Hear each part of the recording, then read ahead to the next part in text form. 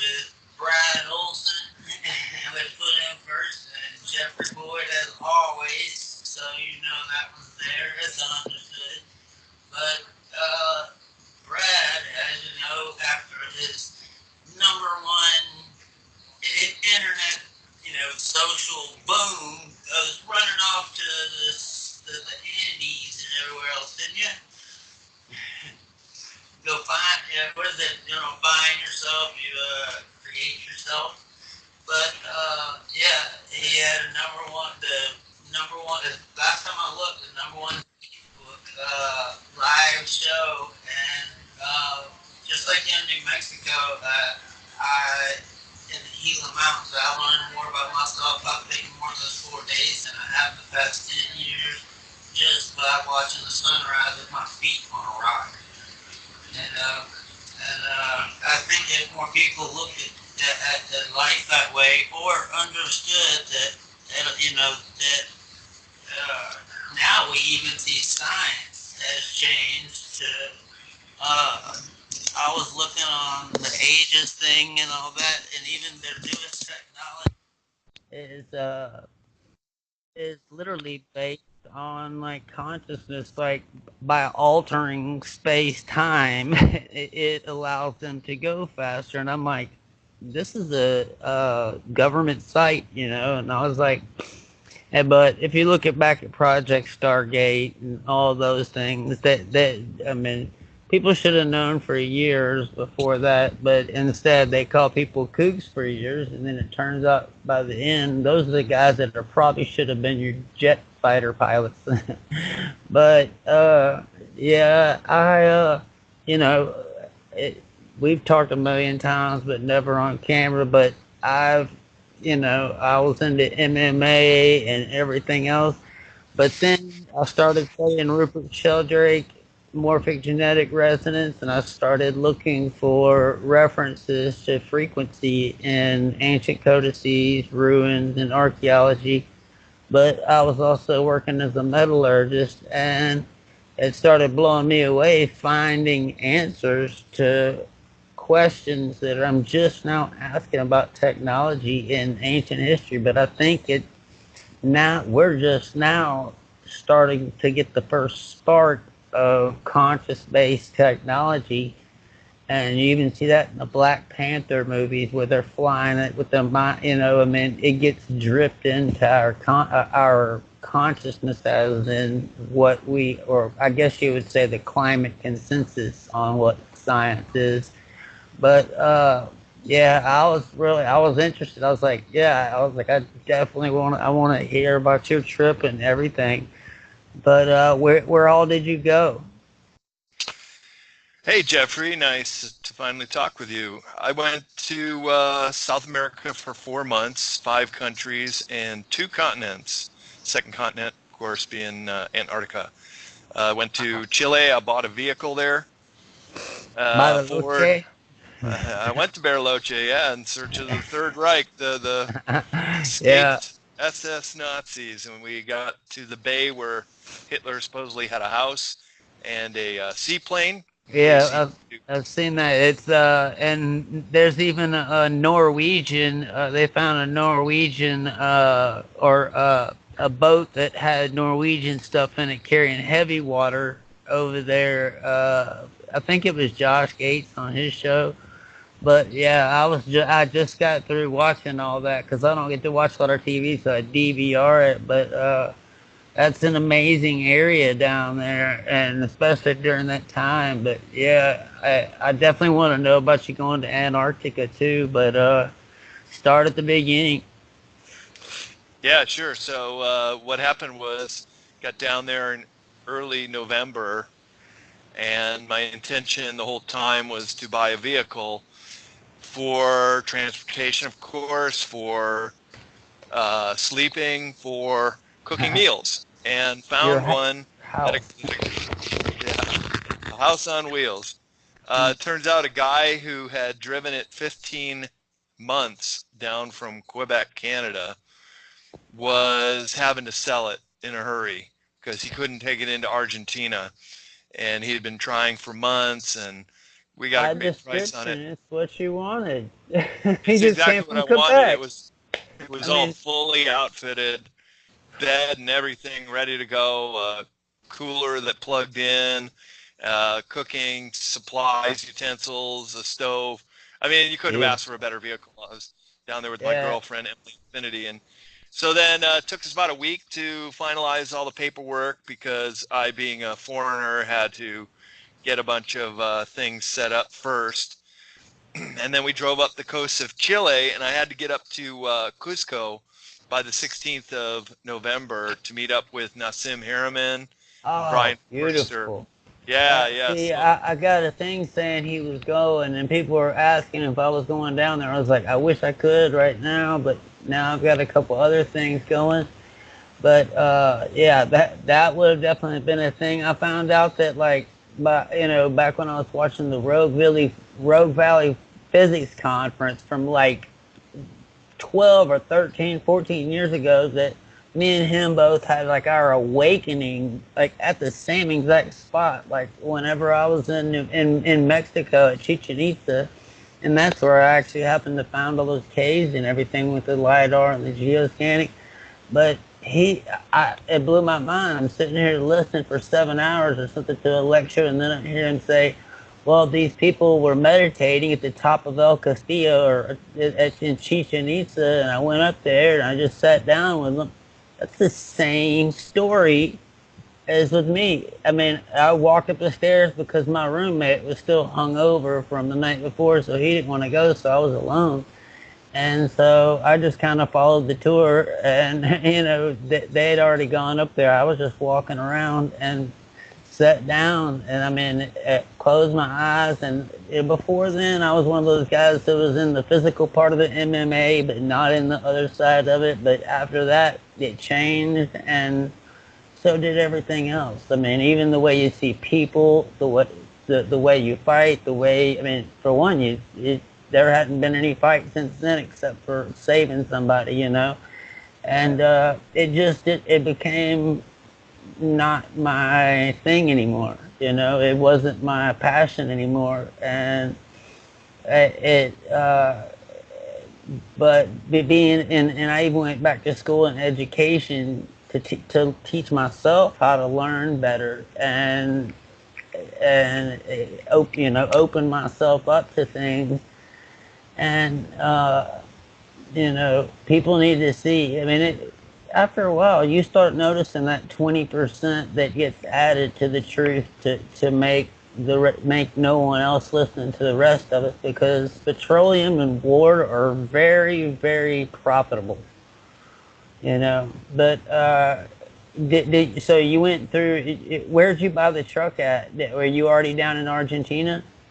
no, that was in Santiago, Chile. And for your listeners, that is the best country to buy a vehicle if you're a foreigner. And the reason is because they have very lax laws as far as foreigners owning cars and then leaving the country with them.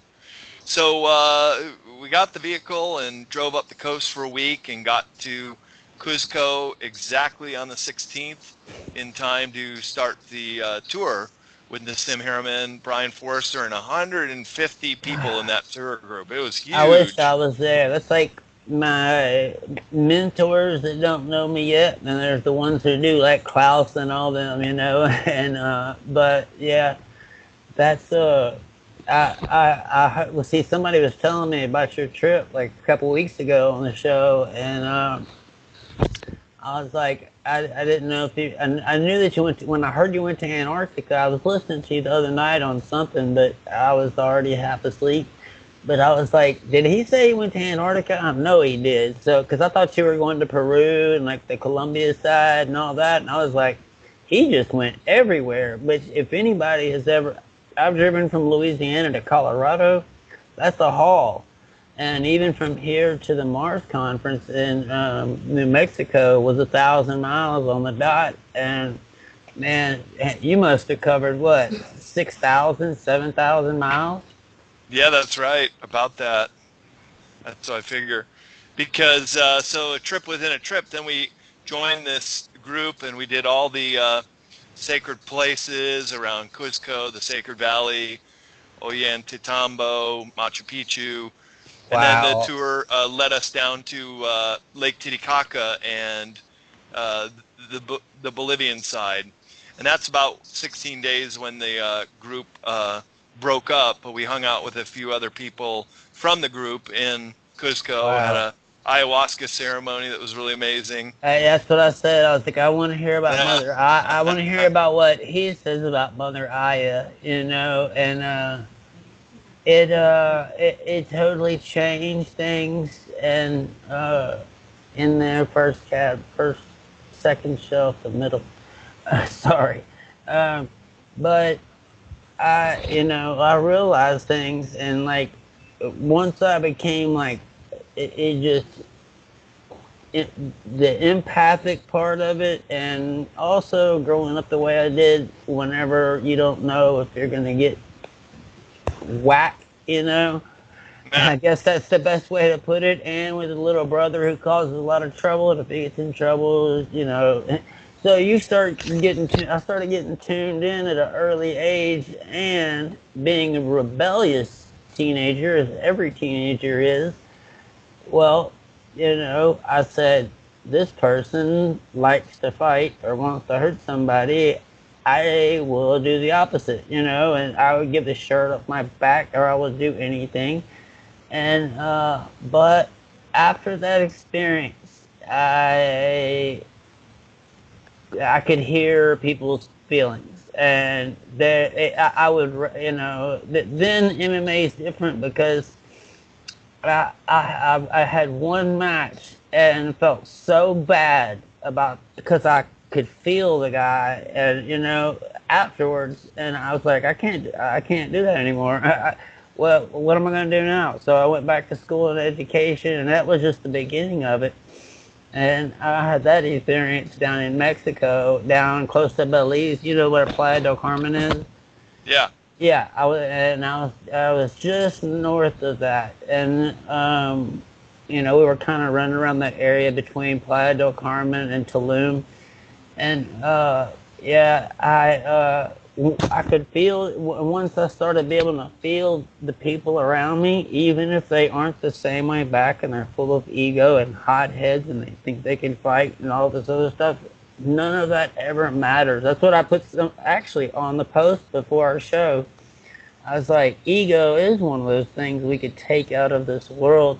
That would be the changer. It would be the game changer. But now tell me about the rest of your trip. You got your truck, and you got your house. Yeah, right. House on wheels.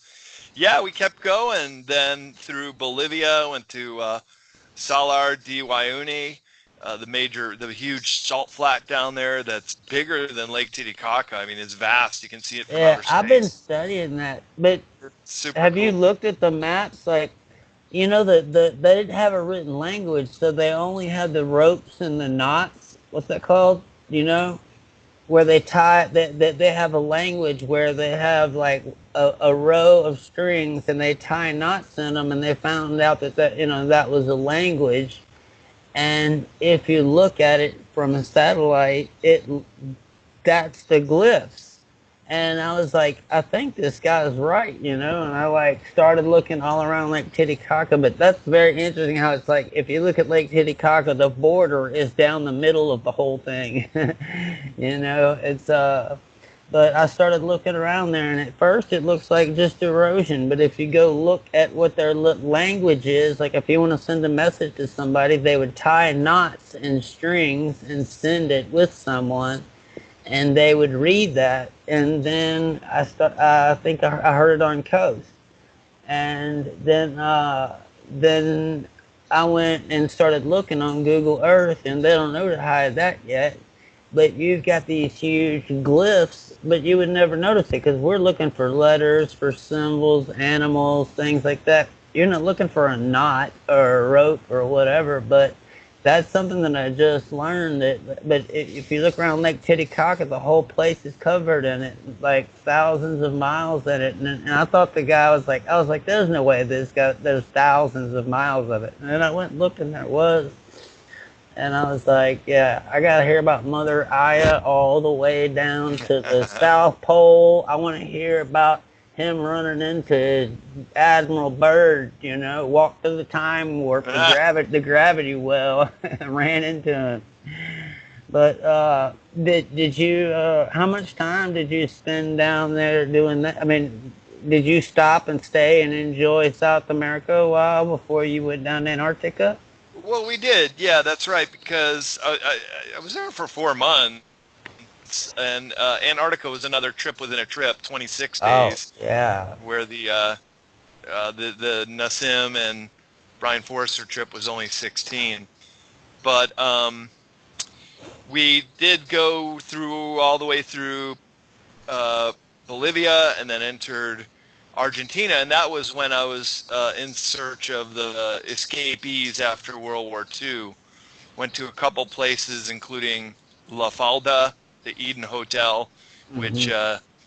History Channel did a show on Hitler surviving the war and hiding out there. Is that Then we where the went tunnel down. goes through the mountain and all that stuff? Like they have Well, rebarred bunkers and houses that are 4 foot thick of concrete, but there's one that has a tunnel that goes through a mountain that's like I forgot how far it goes through the mountain, but it, you know, I mean, you've seen a mountain. I mean, it's gonna be 3 or 4 or 15 miles through a mountain, but that's where they think Hitler lived because it was like a 13-mile tunnel and it was still perfectly, you know, done, you know, and but I think he was down there. Even his maid's still alive, you know, supposedly. yeah, yeah, for sure. Yeah, the FBI site called the Vault has over 200 documents pertaining to escaped Nazis, most especially Hitler, surviving the war and relocating in South America and starting a new life down there. And yeah, if they had tapped into that underground network, it would be very, very difficult to get them out of there. But the fact is, the Fourth Reich in America, which also includes South America, Absolutely. That's was the was word. was a third power, was a third power balancing off and maybe even playing the two superpowers off on each other for their benefit. And of And course, they I saw escaped the with high technology. video that you know the I don't know if you've seen it, but it kind of made me sick. You know, I hear people griping about the Zionists and the bankers and all this, but the video's in 1919, and it was a Jewish guy, and he's got the thing there, but you know that's all perception. He could have had it there and been a German, but he said we're gonna have all these millions of Jewish people killed off, and that's gonna get us Palestine, you know, and he was a rich banker guy, and I was like, that's one of the like I couldn't even imagine the level of how horrible, or that's like totally a sociopath. I mean, a psychopath.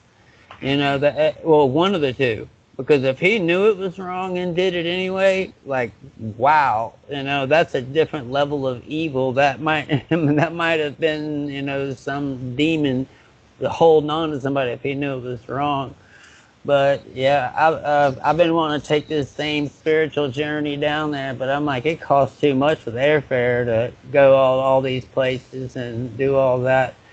But where'd you spend the most time at, or just keep Well, going? yeah, well, then we went to Bariloche, and there was very German-looking town. Looks just like the Bavarian Alps down there. It's really beautiful. And there again were many reports of Hitler having a house on the lake, as well as other Nazis through the 1950s showing up. Kept going all the way through Patagonia, and then we actually got to Ushuaia on December 27th, and met the captain who we would go to Antarctica with the next day, and went to a New Year's Eve party with him at the yacht club in Ushuaia. Talked to a whole bunch of other captains, and then we had to wait around 2 weeks for the boat to come back. He was doing a trip to Cape Horn first, Mm-hmm. and then we finally left for Antarctica on January 16th, and we came back on February 10th. and picked up my car and then continued driving up through southern Patagonia. And just by luck, chance, somebody saw an ad I put on drivetheamericas.com where I found the truck, and I also sold the truck. And then we were in just backpacker mode from there and took a bus to Buenos Aires. And then we just wanted to go hit the beach because it was Yeah. Oh, yeah. we After went to Antarctica. Uruguay. Yeah, yeah. So you can Yeah. understand that. So we went Yeah. to Uruguay, just took a ferry over to Colonia del Sacramento, and a great little cool town, and didn't want to leave. So we spent our last 5 days in Uruguay. And that's a country that has legalized marijuana, the first country to nationalize it. Yeah. So didn't Where, smoke so the whole what, trip like when until it. you were driving down there, like where'd you stop and get a cherry pie at Mother Aya's house? Uh, so the Aya was in Copacabana, Bolivia, right on the shores of Lake Titicaca, Great and place to do it. The best. yeah, it was. It was such a cool town and beautiful scenery around the lake. It was a wonderful time. My first time trying it, so it was really a mind expanding Yeah. experience.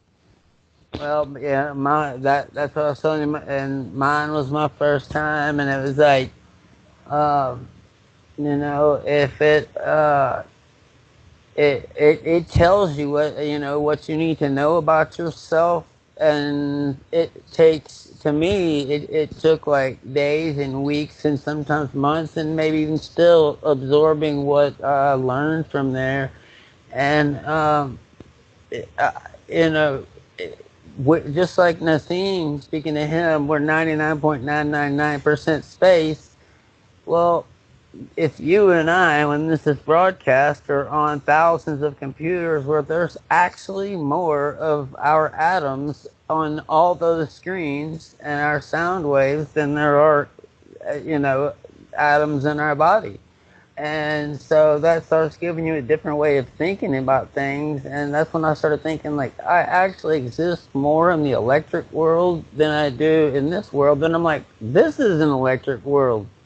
And after my brother died, like in 1993, I had a hard time getting over that. We were like, we were Irish twins. We were a year apart, so they and we were never apart, and so I didn't know how I was going to get past that. So I was young when I went down there, but not to do that the first time. But somebody said, this will free you, and I was like, okay. I didn't, with that kind of experience, you almost don't care if it's like one of those hellish things that Graham Hancock tells you about, and these things he's tried in Africa and stuff, and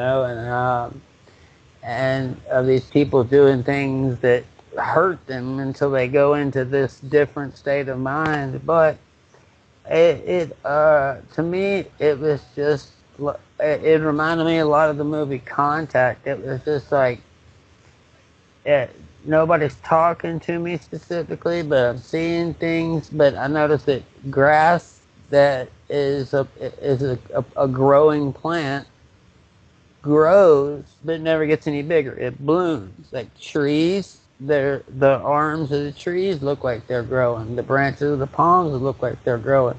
But things that are not uh, natural or still alive aren't moving like that. And it took a while to like figure out the perception on what that meant, and seeing myself, like literally looking at myself. It's definitely a thing, like Graham said, that if I don't know many people. I know people that it's healed them of opioid addiction, which is now 65% of the United States, and we know McKinnon Corporation is owned by the government that's too big to fail. They're the ones who did the Oxycontins and then started bringing the heroin back in, the CIA, because it's cheaper. And I'm like, the government's getting us cheaper drugs because so many people are addicted, more dangerous too, and with fentanyl and all this stuff. and all those horrible things you find out. And see, the way our founding fathers said, we're barely supposed to know they're there. And they 50 states. A state is a country. We're supposed to be 50 countries united under one flag. And so if you're a Quaker, you can move to Pennsylvania. If you're a Baptist, you can go to Alabama or Florida or Louisiana or Texas or anywhere in the Bible Belt. But then I started seeing that so much of people's spirituality was more of a social organization, and that drove me away from it, and that drove me away from religion and toward more spirituality, or even knowing if I had a spirit. You know what I mean? Mm. And so I was like, I gotta hear about Brad's trip when he gets back. I've got to see if there's anything in common there, because if there is, it's just as much as the world as this. But I think that's something that if the whole world did, some people that are going to end up in the psycho ward or something because they were already off. But I know so many people who were, and that I've seen that were addicted to cocaine or an alcoholic or whatever, or they were suicidal and they went and they purged that from themselves and became different people. And I knew them before and after. And it's definitely a perception thing, but now we find out our entire universe is.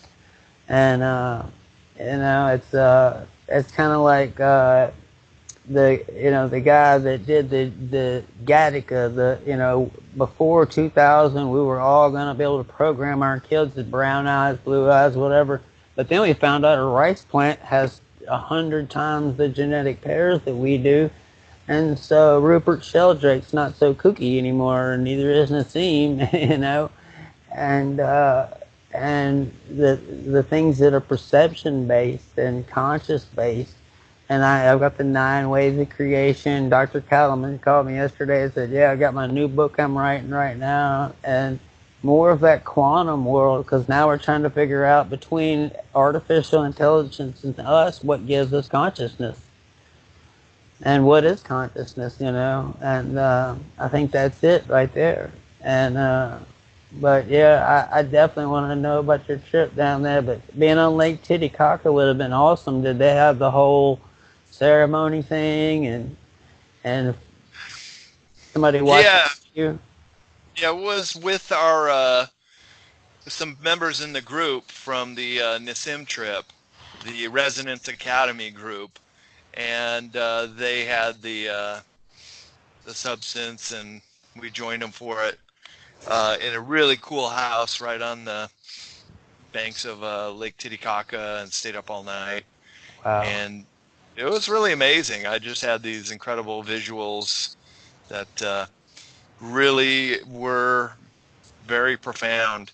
Didn't have like Yeah, that's the the word. healing, yeah, didn't have the healing that some people have, but nonetheless, it Well, that was. goes with the vices that you have, and a lot of people don't have those vices.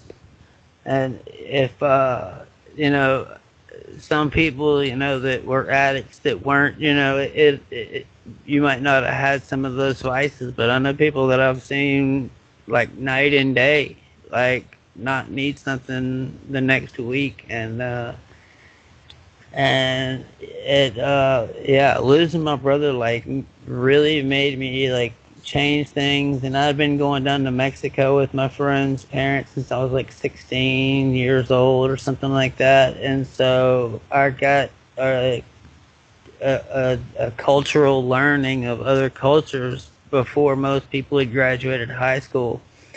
And I had seen Chichen Itza before then, but I didn't have an understanding of it right then. But when I went down last time, it was like I could close my eyes and I could see them look at me on the way by, and I'm like, maybe some of that stuff still left in my system, you know.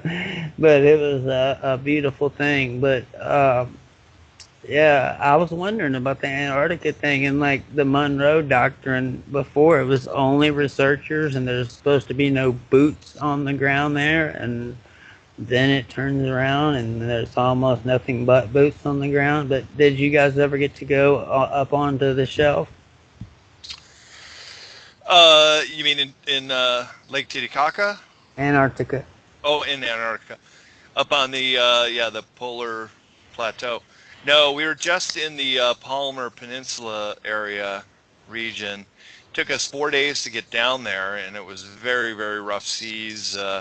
Lost about 25 pounds because I was thrown up for 3 days. Oh But my, once we yeah, got into that's yeah, terrible. once we got to the South Shetland Islands and all the channels that then go along the Palmer Peninsula, the seas were very calm, and didn't get seasick on the way back, and that took 6 days. But we had God, man, that's 15 full so days in long. Antarctica. Yeah, so long. But we I got hope to it see didn't. I Cape hope Horn. it didn't ruin it for you, because man, I've been seasick just going off of Panama City from a place and going fishing and getting seasick for a few hours. And man, I couldn't imagine it for days.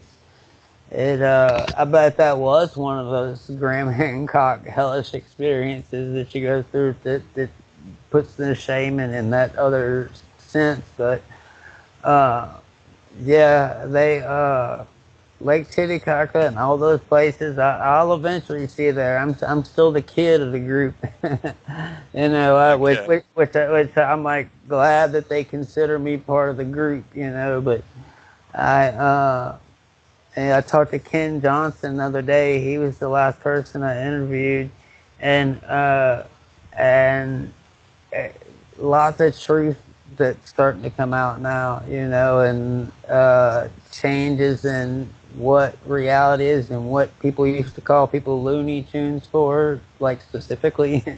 And now it's not considered the morphogenetic field because that's Looney Tunes, but it's not if you call it the geometric memory field.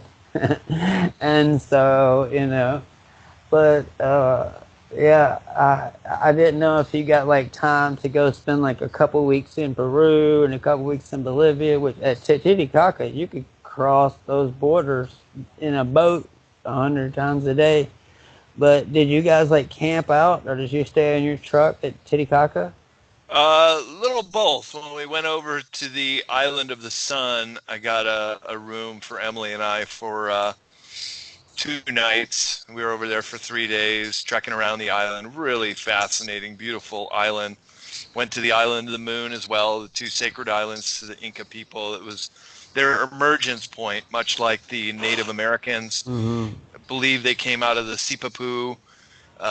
For the Hopi, the Sipapu was located on the Little Right. Colorado River in the Grand Canyon. For the indigenous Inca people, it was the Island of the Sun.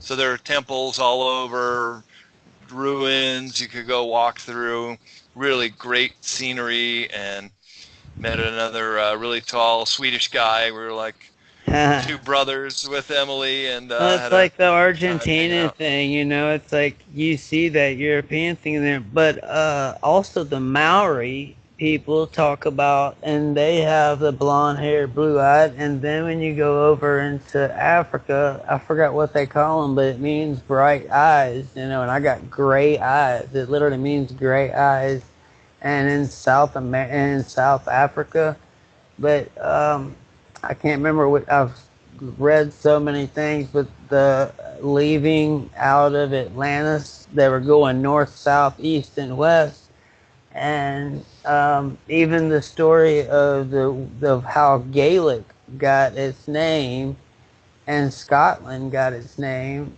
is because of an Egyptian princess who was kind of like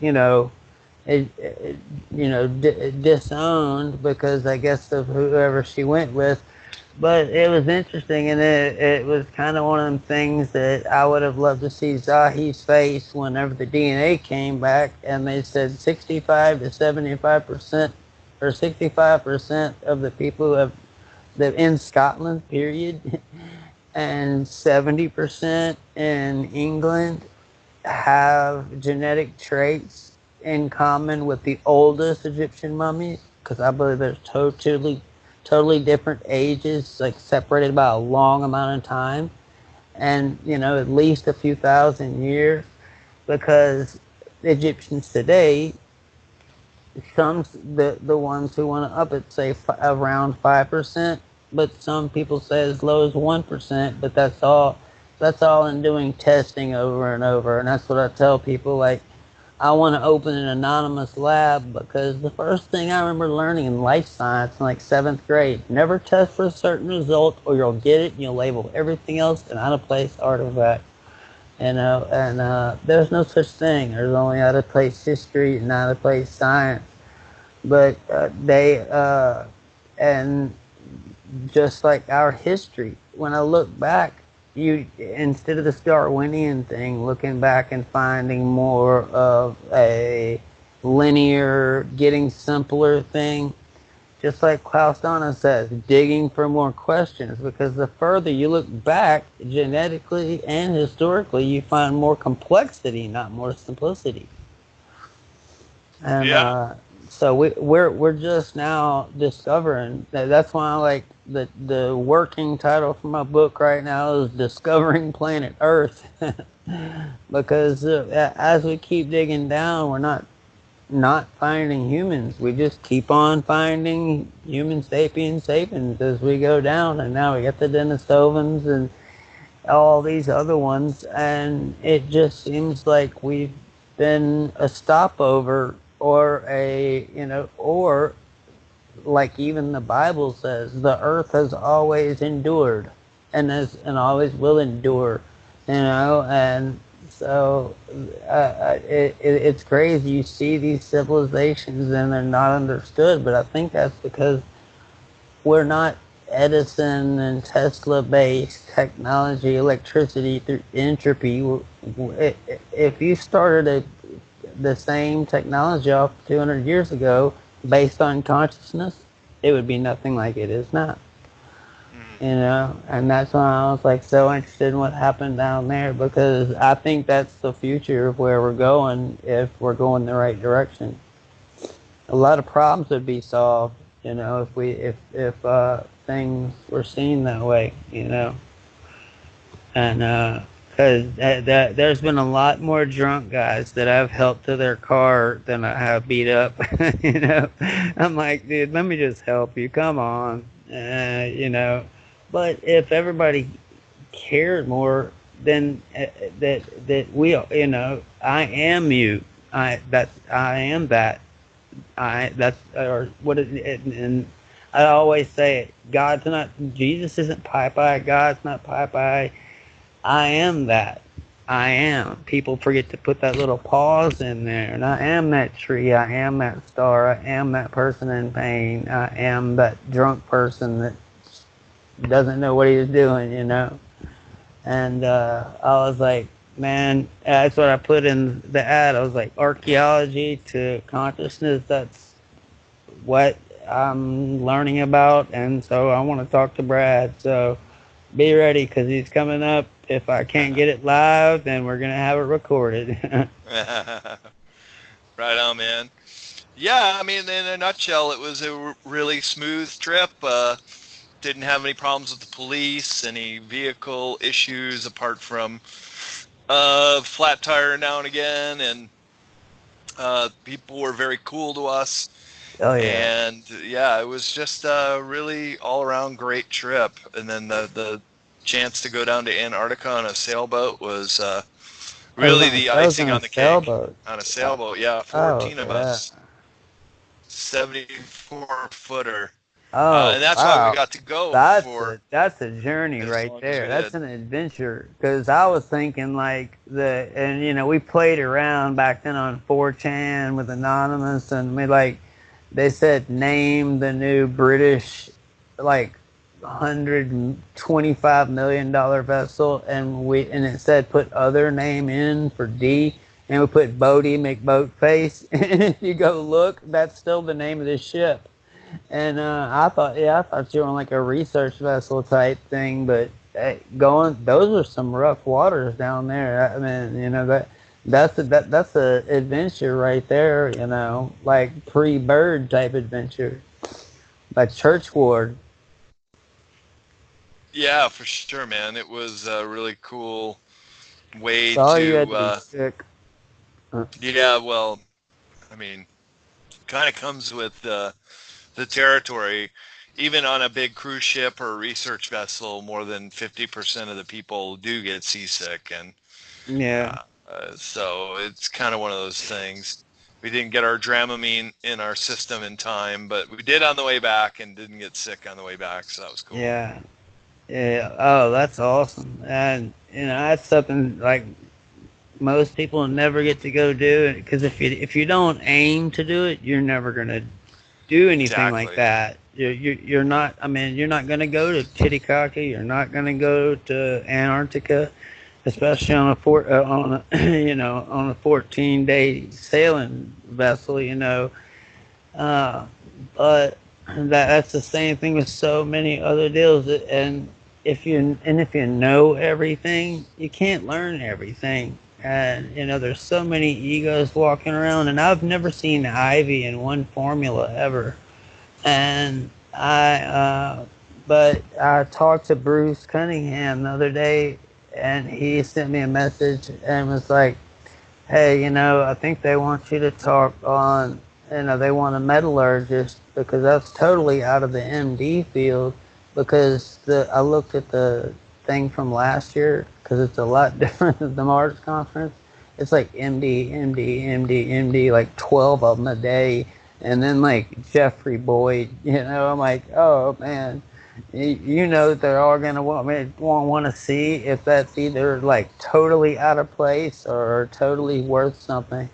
But that's just one of those things that I think that like science has put in people's head that you can't possibly learn something that I didn't, you know, and Mm. that is just, I mean, it's not only contagious, but it's drilled into people's heads. And in 1492, Columbus didn't do very much. He went on a sailing trip and picked up some slaves and, you know, did his thing and got back and as a rich man. And but I don't know how you discover a place that has 60 million people living there. Exactly. You know, and it totally gives.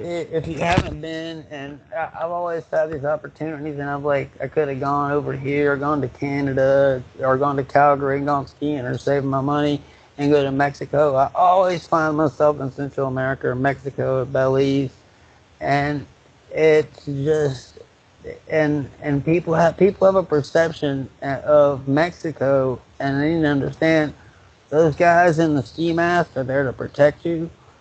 Because if like something happens to you in Playa del Carmen, all of the tourism goes back to Cancun, right there, just 40 miles, or not even that, 30 miles away.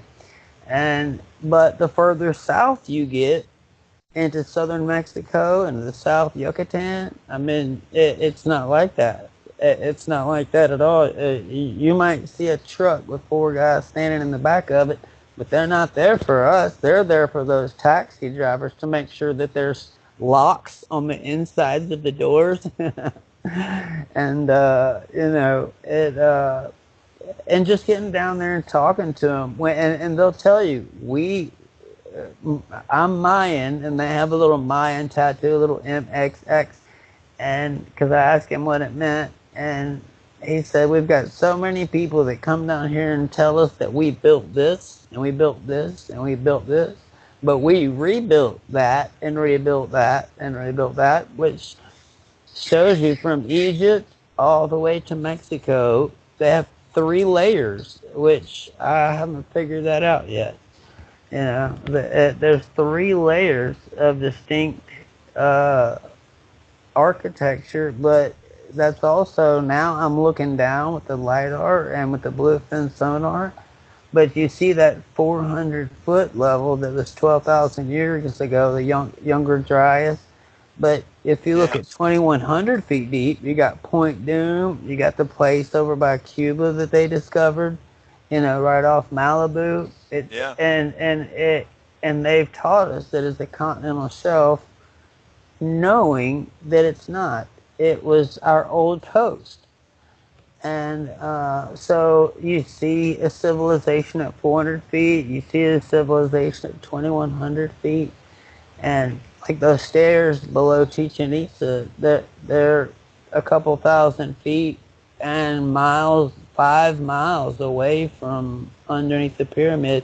The pyramid is just a dot on top of that can, and it's just I never thought 15, 10 years ago, 5 years ago, that my view of the world and of people, myself, everything, I'm not right here, I'm driving the car. And then I start thinking about it, and it's like, we're not the bumper cars, we're the guys in the bumper cars that are all connected to that electric ceiling. Then I started thinking about it, and I was like, why does the Bosnian beam get stronger 300 feet up? Imagine a battery negative side down. They were pulling the positively charged ionosphere down, and then you look worldwide and you go, we've got people building around utilities all around the world around the same technology. And I always use this example. There's a guy in Egypt right now in a Nike shirt eating Fruit Loops watching some American show. And people do. They build themselves next to water and electricity. But, the metallurgy thing, you run water across quartz and you put a lot of weight on top of it, you have piezoelectricity. And even in Egypt, if they were using hydroelectrolysis, well, their byproduct was clean burning hydrogen and pure oxygen. And that would put them as much more of a high tech than we are. And so I had to go back and read the Emerald tablets or listen to it again. Sometimes it's better to listen to it, because you can absorb it without any distractions, and I always do that at night. But, if more people understood that consciousness base and understood that trip that you took, I said that trip that he took right there, when somebody told me about it, I was like, that's the difference. You got some people who go to Panama City Beach, Florida, and they would have stayed there for 2 months before they would have gone to Titicaca and Antarctica and all that. And to me, that's like the difference in somebody giving you a Lamborghini or giving you a Volkswagen Bug from 1966. you know, and mentally and spiritually, it is. Yeah, it could have been a very easy trip going to Thailand and laying in a hammock for 4 months. But I wanted to see these places I'd never been to, and I wanted to learn some new things I didn't know before I went on this trip. And in fact, that's going to be the gist of my 2 presentations at Contact in the Desert at the end of the month. And I'm also going to be speaking at the IONS Auditorium that was started by Mitchell, the astronaut, Yeah. on Thursday, May 16th. So I'm doing Thanks. Mysteries of South America as one of my talk, and the Hidden Anomalies of Antarctica. Well, definitely get me those banners, and I'll definitely post those things up there. And hopefully in a couple of years I'll see you there. And Yeah, we got but I'm sure one of these ones that now I'm starting now after I did the Mars conference, they want me back to do it again. oh And great. now the archaeology thing may be up in Michigan, so you know it's hard, especially in Louisiana. This is like the third world nation. I call it the toilet of the earth. We're right here at the Uh, Mississippi River where it dumps into the Gulf, which British Petroleum helped us with that. They made sure that the Gulf looked like that. But yeah, that's all I've been doing is just people like you and Klaus and everybody from Karen Patrick to anybody to the lessons to everybody. I just absorb anything I can, and then they want to know about the metallurgy stuff, and I'm like, I don't want to talk about the metallurgy stuff. I'm trying to learn Yeah. things, and but I've learned that showing them some things that, and like Klaus, and then they'll send me stuff and go, man, I've never seen this. If you showed me, look at this.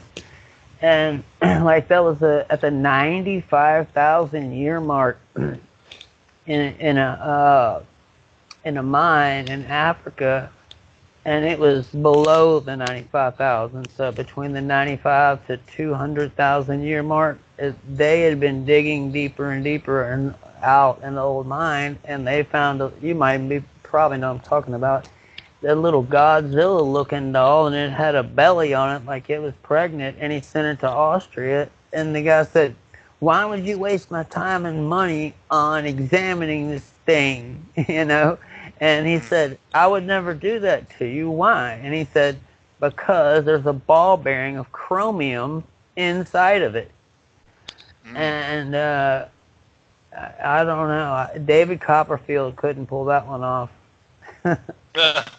Yeah, and but Right on.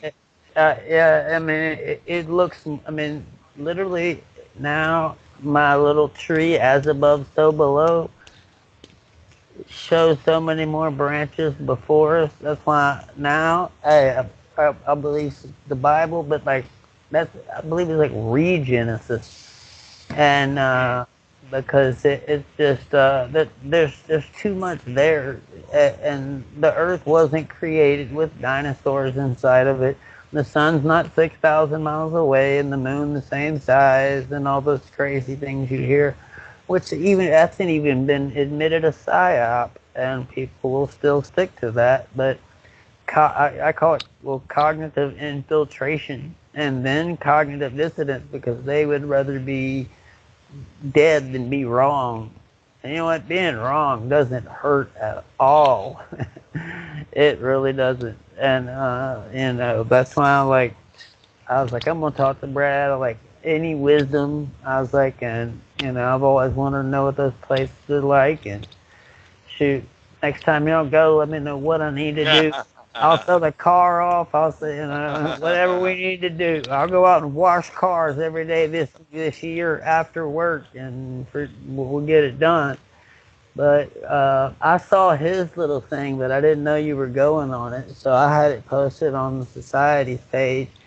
But that's what it's about now, and it's science, and it only makes sense that science and consciousness. I mean, that's what we are right there in the middle, and uh, we're starting to progress. Now we're starting to get somewhere, and yeah, I was like, I'm gonna track him down at some conference somewhere, and at least see the pictures, because I hadn't been down that far into South America, but that's my next. I've been down as far as Belize and Guatemala, like right in there. But yeah, but more people need to hear this, because it's like eh, eh, getting drunk and partying and that type of memory, those types of things define who you are, and those are the types of people that will hurt other people, or that don't care that we can have a nuclear war, or don't care that they're about other people, or that will sit there and video YouTube someone getting knocked out. That, I mean, that's a nightmare, and that's coming from somebody who's been inside of a ring, who's been in an octagon, who's been on a mat a million times. And but after a while, you have your friends that you'll wrestle around with, but the other ones, they have too much to lose in it, or they think they do. But if they knew how I felt, they wouldn't worry about it at all. And but I see more people moving that way, and more people searching for the truth. That's why I don't want to do a news show, but I'm doing one. I'm putting it together now, and because I've turned on the radio 15 times in the last 2 weeks in my car, and every single time it's on Trump. Every time. There's not been one time out of 15. It has not been. And that's infiltration on what our reality is. They want you to be PO'd, and the president before that to talked about unity.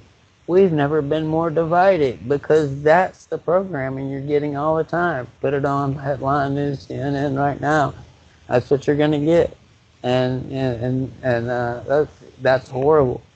If people experience more, get out, go climb a rock, take your shoes off, and stand there and just listen, and sometimes that'll change the world more than most people realize. But most people never get out of town. Yeah, well, too bad for them. Yeah, They should. Well, yeah. awesome, man. Hey, Uh, man, thank you for being on. And if you got any information to like give out on, because we're coming up on an hour, so if you got his site's easy, bradolsen.com. He got some awesome material on there. I went through the whole page earlier, but go check that out. And any info you got, just let us know. yeah, just to just let everybody know, I'll be doing a talk for free on Thursday, May 16th at the Ions Auditorium in Petaluma, California. It is both of my talks, the Mysteries of South America and the Hidden Anomalies of Antarctica, which are the same two talks I'll be doing at Contact in the Desert at the end of the month here. So really looking forward to that. And if Are those going to anybody, be broadcast so we can watch, or is that I'm not sure how they work. okay? They might be on YouTube Just, later, or just they send me might the try to. banner or whatever, and I'll check it out. And if it is, it'll definitely get put up there. Because we're changing hearts and minds and spirits for the ones who want, and some, they go through hard times like I did and look for something else. And that's what it's about. If everybody loved each other and keep their armies at home and told each other the truth, we wouldn't need gas or wars or any of that. But a general, 5-star general, warned us about that. But love you, love everybody out there, and I'll put up a thing next time my show is gonna be on. I don't know. My people are disappearing, except for Brad. He's here. I got him though, so we got it on.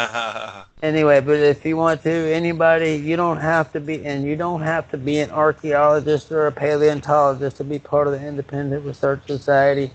We've got a core of hundreds of authors, and it's just an amazing, beautiful database of people who will give you the truth, from Dr. Kalaman to Brad to you name it. And just all you got to do is want the truth or be a truth seeker or just come drop by and check it out.